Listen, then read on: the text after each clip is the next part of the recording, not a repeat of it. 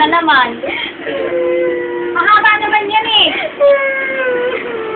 Para may balance lang dito sa bangs mo. Wala naman yung binago sa pawin ko eh. Ano ba naman eh? Hindi naman nag-ilumit. Inumitan lang yung buhok ko. May tama naman ako. Sabi mo yung una naman. Talagyan siya kaya may balance yan sa bangs mo. Alam naman namang hinayon. Saka pala, nagtanong pa siya, nahihinayang ako. Siyempre, ang tagal-tagal yung pinapaya. Mahaba naman yan eh. Wala na ibang mahaba sa akin. Yung kukumayang na umaba. Bakit? Patay ka na ba? Parang hindi lumaba yan? 10 weeks na ako hindi nag-uligata. Ganyan pa rin yung kuko ko.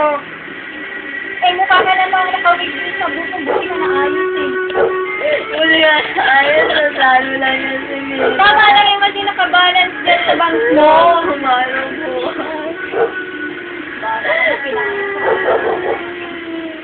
Lalo na rin. Sinala ang buko eh.